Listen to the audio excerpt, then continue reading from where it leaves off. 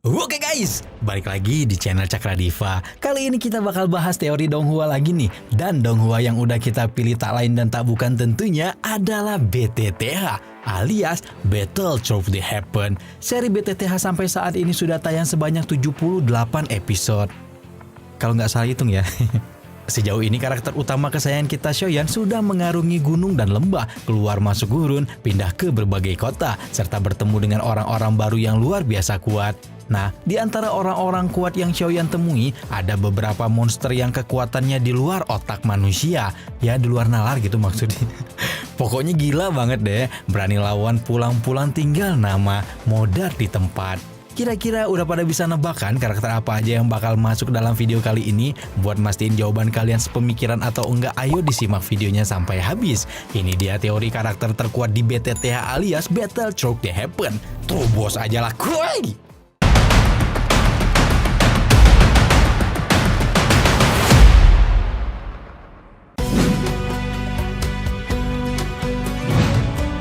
Karakter pertama dalam daftar kali ini tentunya adalah Shoyan. Pasti bakal ada yang protes karena Shoyan memang dalam proses kultivasinya banyak dibantu oleh Yolo. Ya nggak adil dong jadinya. Kalau pertarungan melawan bangsa ular di gurun Tager sama melawan Yunsan, memang tubuh Shoyan dirasuki oleh Yolo sehingga bisa mencapai gelar Dohuang sampai Dozong. Tapi sebenarnya kalau dilihat ke belakang, ada beberapa pertarungan yang memang dimenangkan Shoyan tanpa bantuan langsung dari Yolo. Contohnya apa, Bang? Ya banyak, misalnya pertarungan antara Shoyan melawan Shoning sepupunya sendiri. Waktu itu Shoning berada pada gelar Doziki bintang 8, sementara Shoyan masih mengumpulkan bintang ke-7. Shoyan juga pernah mengalahkan ketiga pemimpin kelompok tentara bayaran kepala serigala, termasuk anak dari sang bos besar Muli yang sebelumnya menculik Xiao Yixian. Ketiga pemimpin tersebut diantaranya adalah Hume, seorang dozi bintang 8, Gamu seorang dozi bintang 9, dan Muse seorang dozi bintang 2. Semua orang itu dikalahkan Shoyan meski kekuatannya masih tertinggal cukup jauh. Shoyan juga pernah mengalahkan Jialinu, praktisi doki terkuat kedua dari keluarga Jiali ketika mencegatnya di tengah misi mencari bahan pembuat obat. Shoyan bahkan sanggup mengalahkan semua orang yang ada di sana dan balas merampas barang-barang mereka. Lalu yang terakhir adalah pertarungan penentuan paling ditunggu-tunggu, yaitu perjanjian 3 tahun yang menjadi tujuan dari upaya balas dendam dan latihan keras Shoyan selama ini. Shoyan yang baru mencapai gelar Dadoshi bintang 1 mampu mengalahkan Nalan Yanran yang sudah mencapai gelar Dadoshi bintang 2. Ada banyak lagi pertarungan yang berhasil dimenangkan Shoyan tanpa bantuan dari Yolo. Tapi semua itu baru akan terjadi di masa depan alias masih belum ditampilkan di Donghua. Alasan mengapa Shoyan bisa sekuat ini memang berasal dari basis kultivasinya yang luar biasa. Ketika masih sangat kecil, bahkan kakek Nalanji saja mengakui kalau dia belum pernah menemukan anak seberbakat Shoyan di kota Jama. Kota Jama itu gede banget dan diisi oleh berbagai keluarga terkenal seperti keluarga Nalan, keluarga Meteor, dan keluarga Mu. Kalau Yolo tidak menyelinap dan menyerap doki Shoyan hingga dia melemah, kemungkinan Shoyan masih akan meneruskan bakatnya sebagai anak ajaib. Tapi ya tentu saja tidak akan secepat bantuan dari sang kakek roh. Latihan kultivasi yang Shoyan jalani juga nggak bisa dianggap gampang. Dia seringkali memaksakan diri dan mengambil resiko besar agar bisa memenuhi tujuannya dalam pertarungan perjanjian 3 tahun.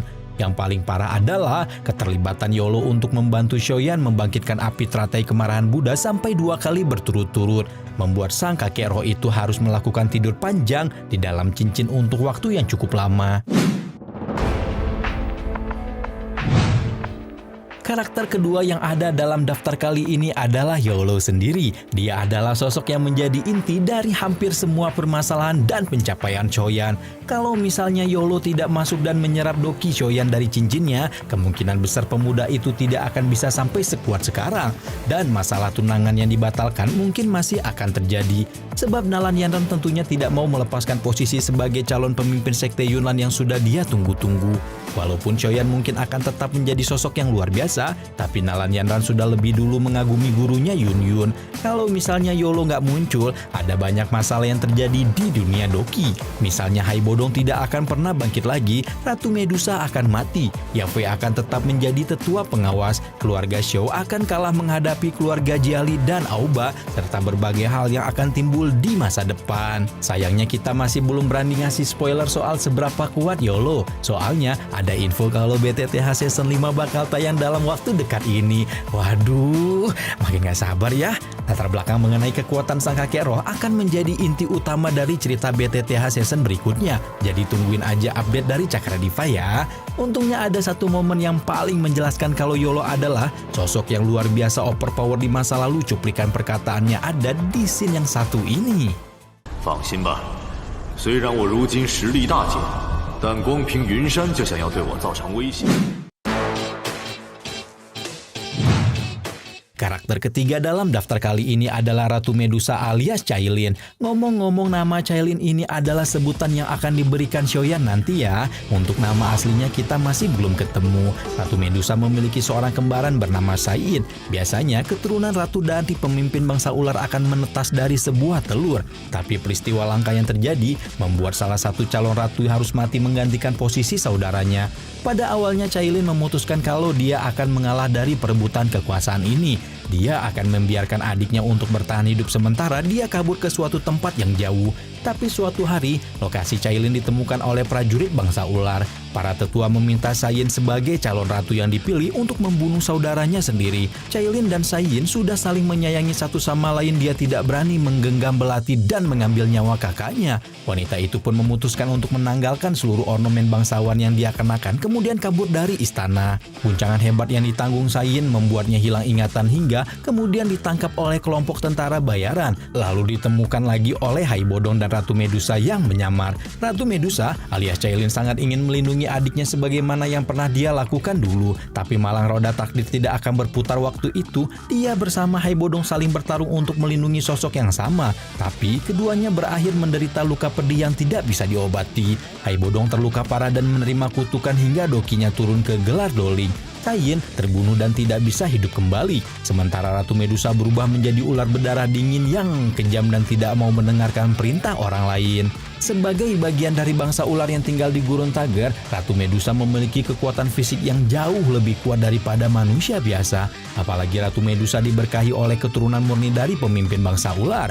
Dia juga memiliki umur panjang dan gak gampang tua. Bisa dilihat perbandingannya ketika Ratu Medusa yang dulu bertarung melawan Haibodong muda dengan yang sekarang. Ratu Medusa masih tetap cantik dengan gaya bangsawannya yang khas. Sementara Haibodong yang terlihat seperti kakek tua yang bungkuk. Dipastikan kalau Medusa paling tidak sudah berusia lebih dari 300 tahun. Sampai saat ini Ratu Medusa sudah berlatih basis kultivasinya hingga mencapai gelar Dozong. Dia sudah memecahkan belenggu yang membatasi seorang praktisi Doki melewati gelar Dohuang. Seorang Dozong bisa menghancurkan kehampaan serta menyerang di antara ruang dan waktu. Perbedaan kekuatan di antara seorang Dohuang dan Dozong terlalu jauh untuk diukur. Ketika sesama Dozong saling bertarung serius, maka mereka bisa menghancurkan gunung dan lautan yang berada di sekitarnya. Dulu ketika Ratu Medusa masih merupakan seorang Dohuang, pertarungannya melawan Haibodong sempat membuat Gurun Tager gempar. Prajurit bangsa ular pun tak ada yang mau mengganggu urusan penting antara dua kaisar Doki tersebut. Bukan karena mereka tidak sanggup memberikan bantuan, tapi yang ada kalau asal masuk bisa-bisa langsung mati di tempat.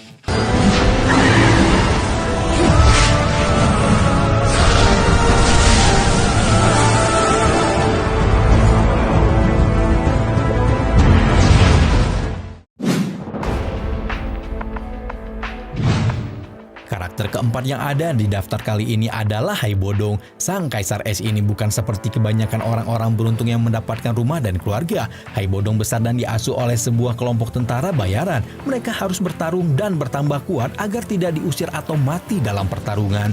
Pada akhirnya Haibodong mampu menapakkan kakinya di jajaran 10 orang terkuat di Kekaisaran Jama. Ia pun menjadi sosok penting yang setara dengan tetua agung di keluarga Meteor. Sedari kecil, Haibodong sudah mengadu nasib dengan mematuhi setiap peraturan tentara bayaran. Salah satu pria terkuat di Kekaisaran Jama itu sempat memiliki orang yang dia cintai. Tapi karena mereka terlahir di organisasi yang sama, hubungan yang begitu dekat akan ditentang dengan keras oleh para pemimpin. Untuk menyelamatkan nasib Haibodong, wanita yang mencintainya itu justru mengorbankan dirinya sendiri.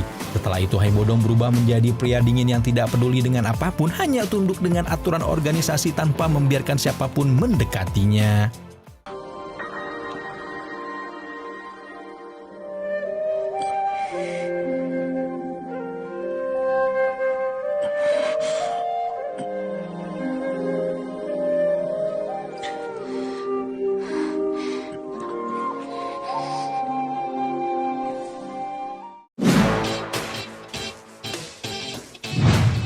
Karakter kelima dalam daftar ini adalah Yunsan, mantan pemimpin sekte Yunlan yang dikira semua orang sudah tewas. Yunsan adalah orang pertama yang dikabarkan mencoba menerobos belenggu gelar Do Huang pada masa modern.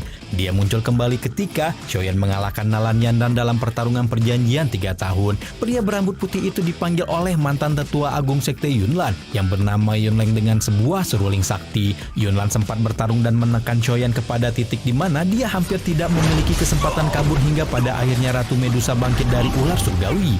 Buat yang masih bingung, ular surgawi dan Ratu Medusa sebenarnya adalah dua jiwa berbeda yang berbagi tubuh. Wujud penuh ular surgawi memiliki kekuatan setara Do Huang, sementara Ratu Medusa kala itu sudah setara dengan seorang Dozong. Kemunculan Ratu Medusa membuat Yunsan akhirnya memutuskan untuk membiarkan pemuda itu pergi dari sekte. Namun kemudian mereka bertemu kembali karena ulah Yunleng yang membantai keluarga Shou di kota Wutan.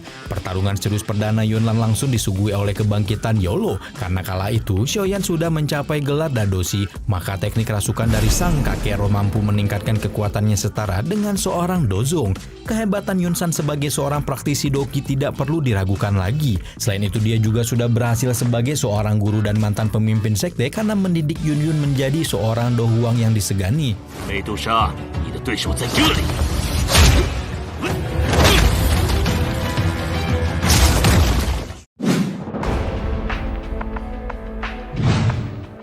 Karakter keenam dalam daftar kali ini adalah Ling Ying, seorang pria dengan pakaian serba hitam yang ternyata selama ini berada di dekat Xiaoyan. Dia memiliki tubuh yang kekar dengan topeng yang menutupi wajahnya. Elemen doki milik pria itu cukup unik, yaitu bertipe kegelapan dan bayangan. Jia Xingtian memperkirakan kalau Ling Ying merupakan seorang Do Huang berbintang 7 ke atas. Kemampuan bertarung Ling Ying berada di atas rata-rata praktisi doki lainnya.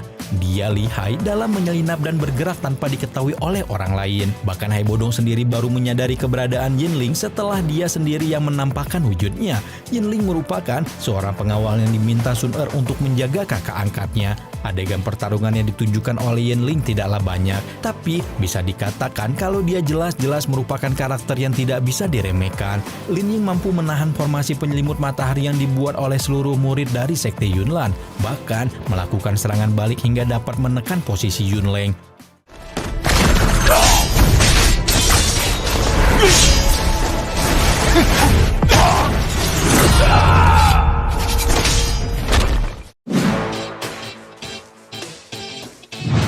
Karakter overpower terakhir dalam daftar kali ini adalah Jia Xingtian. Sosoknya sangat kuat sampai dijuluki sebagai penjaga kekaisaran Jiama. Cukup satu kakek tua ini saja yang berdiri di atas istana, maka ribuan musuh yang ingin menyerang keluarga bangsawan akan langsung mengurungkan niatnya. Hai Bodong memperkirakan kalau Jia Xingtian kemungkinan besar sudah berada pada gelar Do Huang bintang 9. Tinggal sedikit lagi baginya untuk memecahkan belenggu dan naik ke gelar Dozong. Tapi Jia Xingtian nampaknya tidak akan melakukan hal tersebut dalam waktu dekat. Dia memiliki seorang cicit yang bernama Yu Er, seorang alkemis level 3 yang menjadi murid dari Presiden Fama. Karena menerobos belenggu memiliki resiko kematian yang besar, Jia Xingtian tidak mau melakukannya begitu saja tanpa jaminan kalau akan ada yang menjaga cicitnya nanti. Sayangnya seperti Ling Ying, tidak banyak adegan pertarungan yang bisa ditunjukkan oleh Jia Xingtian di Donghua. Hanya satu ketika kakek tua itu bertarung menghadapi Hai Bodong yang berada pada gelar Do Huang bintang 2. Namun sudah cukup untuk menunjukkan kalau Jia Xingtian memang sosok yang setara untuk berhadapan dengan sang kaisar es tersebut. Gimana guys, keren abis kan? Itulah 7 karakter overpower sementara yang udah Cakradiva rangkum buat kalian semua. Kalau misalnya ada yang ketinggalan boleh komen di bawah ya. Siapa tahu nanti bisa dibikin part 2-nya gitu. Tapi ini udah karakter yang paling overpower lah di BTTA sampai saat ini. Nggak tahu nanti kalau misalnya udah keluar season berikutnya ya. Nah, di antara 7 karakter tadi yang mana nih jagoan kalian? Apa Xiaoyan, Yolo, atau malah Ratu Medusa? Atau Cakradiva? Medusa mah udah paket komplit lah, cantik, kuat, dan sifatnya itu loh, dan gemuknya itu loh. Ngomong-ngomong, kalau misalnya kita bikin daftar karakter perempuan paling cantik di BTTA gimana? Atau malah biar makin seru kita bikin daftar karakter paling cantik dari semua Donghua yang udah kita bahas? Ayo komen di bawah ya. Rama di sini tungguin jawaban kalian. Rama di sini pamit. Bye bye.